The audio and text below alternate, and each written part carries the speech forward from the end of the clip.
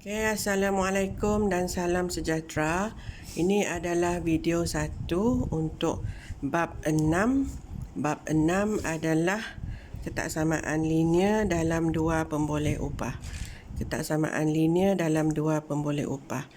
Okay, dalam bab ini, apa yang dimaksudkan dengan ketaksamaan linear adalah berkait rapat dengan persamaan linear. Kalau persamaan linear, dia biasanya y sama dengan mx tambah c. Okey. Kalau ketaksamaan adalah melibatkan simbol-simbol seperti simbol lebih besar, lebih kecil, lebih besar atau sama dengan, dan lebih kecil atau sama dengan. Yang dimaksudkan dengan ketaksamaan linear, yang sama dengan ini digantikan dengan simbol-simbol ini. Digantikan dengan simbol lebih besar atau sama dengankah, ataupun lebih besar atau sama lebih besar ataupun lebih besar atau sama dengan. Okey. Jadi ini beza persamaan linear dengan ketaksamaan linear. Okey, kamu akan banyak menggunakan y sama dengan mx tambah c nanti Jadi maksudnya bab ini banyak berkaitan dengan garis lurus. Garis lurus yang kamu pelajari semasa tingkatan 3. Okey. Garis lurus yang kamu pelajari adalah persamaan garis lurus, ataupun kita kenali sebagai nama kepada garis lurus itu. Persamaan garis lurus. Okey, persamaan garis lurus ini terdiri daripada y-nya adalah koordinat y, m-nya adalah kecerunan. Okey. M ini adalah kecerunan. X ini adalah koordinat X. C ini adalah pintasan Y. Ataupun saya sering tulis pintasan Y sebagai P besar kemudian Y kecil. Kalau kamu lihat P besar Y kecil, itu maksudnya pintasan Y. Saya ulang balik, kita akan selalu kerap kali menggunakan persamaan garis lurus dalam bab ini, iaitu y sama dengan mx tambah c. Y adalah koordinat y, m kecerunan, x koordinat x, dan c adalah pintasan y. Okey, P besar y. Okey, saya bagi contoh Saya bagi contoh. Okey, ini adalah y sama dengan mx tambah c adalah umpama nama kepada garis lurus ini. Nama kepada garis lurus ini. Okey, walaupunnya sebenar adalah persamaan garis lurus. Ini y, ini paksi x. Okey, di mana c? C ini adalah pintasan y. Jadi ini adalah pintasan y ataupun c. Okey, yang memotong paksi y, maka ia adalah pintasan y ataupun c. Kemudian yang kamu perlu tahu adalah ini adalah kecerunan. Bila kecerunannya menaik ke kanan, maka m-nya adalah positif. M-nya adalah positif. M ataupun kecerunannya adalah positif. Satu lagi, bila kamu dah tahu pintasan y, maka kamu kena tahu ini adalah pintasan x. Okey, yang memotong paksi x adalah pintasan x. Yang memotong paksi y adalah pintasan y. Maka persamaan garis lurusnya y sama dengan mx tambah c. Okey, bagaimana kalau garis lurusnya begini?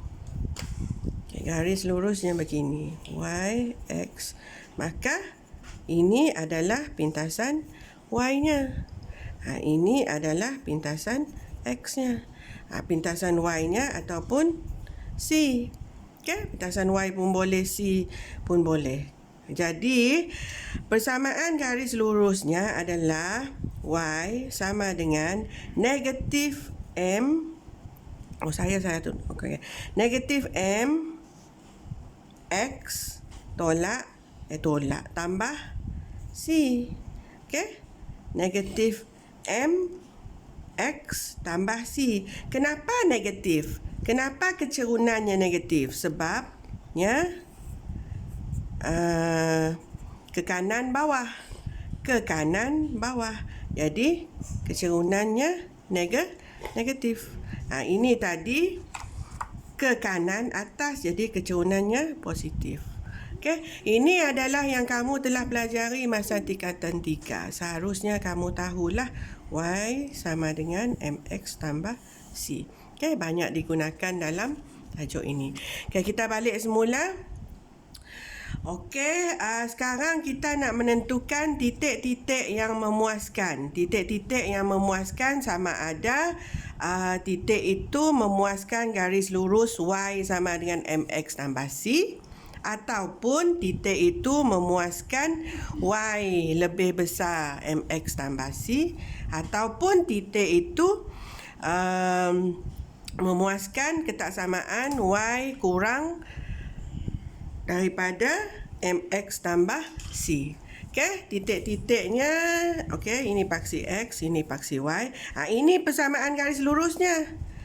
Kalau tak nampak, saya besarkan. Y sama dengan negatif X tambah 3. Ini persamaan garis lurus ataupun nama kepada garis lurus tersebut. Okey. Y sama dengan negatif X tambah 3. Kenapanya negatif? Tadi saya dah bagi tahu kan, yang menurun ke kanan. Menurun ke kanan, sebab itu kecerunannya negatif. Jadi ini apa 3 ni? Saya dah ajar tadi kalau 3 ini bermaksud paksi Y-nya 3. Okey. Okey, titik-titiknya ini A, ini B, ada J, ada K, ada E di sini, ada G, ada E, D, C, dan H. Okey? A, B, C, D, E. Mana F-nya? Oh, F. Oh, ini F. Sorry. Bukan E, ini F. Okey, F, A, B, C, D, E, F, G, H. Ada I. Tak ada apa-apa lah. Tak apa. Ini saja J dan K. Okey. Jadi yang membawa maksud titik manakah yang memuaskan Y sama dengan MX tambah C?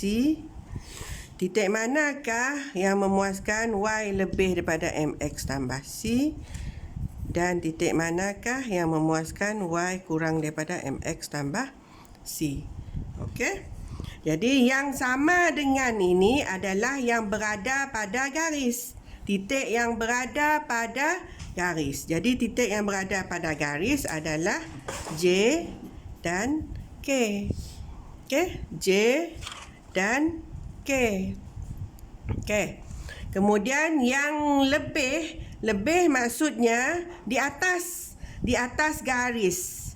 Di atas garis ini. Jadi A, B, E dan G. A, B, E dan G. Okey? Kemudian Y kurang MX tambah C adalah di bawah.